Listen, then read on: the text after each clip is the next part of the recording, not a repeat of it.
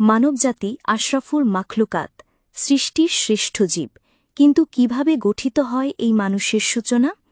এই প্রশ্নের উত্তর আজ বিজ্ঞান দিচ্ছে আধুনিক যন্ত্রপাতির সাহায্যে।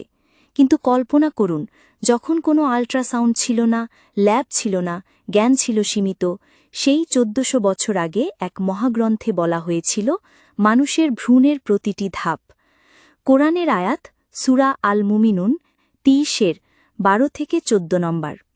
ওয়ালাকাল খালাকনাল ইনসানা মিন সুলালাতিন মিন তিন সুম্মা জাআলনাহু নুতফাতান ফি কারারিন মাকিন সুম্মা খালাকনান নুতফাতা আলাকাতান ফাখালাকনাল আলাকাতা মুদগাত ফাখালাকনান মুদগাতা ইজামান ফাকাসাউনাল ইজামা লাহমান সুম্মা আনশাহনাহু খালকান আখার ফতাবারাকাল্লাহু আহসানুল খালিকিন।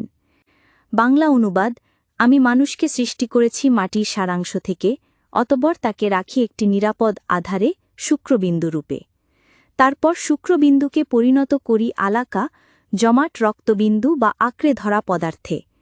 তারপর আলাকাকে পরিণত করি মুদঘা, চিবাণু মাংসের মতো এক টুকরায়। তারপর মুদঘাকে গঠন করি হাড়ে।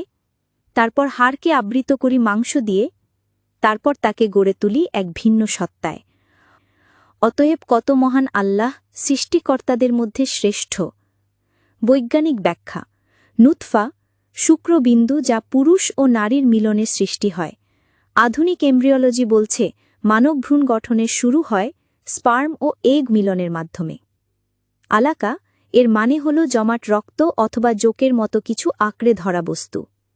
বিজ্ঞান জানায় তৃতীয় সপ্তাহে ভ্রূণ জোকের মতো আকৃতির হয় এবং জরায়ুতে আঁকড়ে ধরে। মুদঘা চিবাণু মাংসের মতো টুকরার মতো কিছু। বিজ্ঞানীরা ফিটাসের চেহারা ৪-৫ সপ্তাহে দেখে বলেন এটা সত্যই এমন দেখতে যেন কেউ মাংস চিবিয়েছে।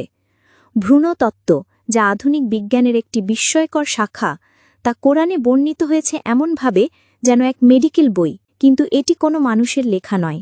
এটি সেই স্রষ্টার বাণী যিনি সৃষ্টি করেছেন মানুষকে ধাপে ধাপে নিখুঁতভাবে।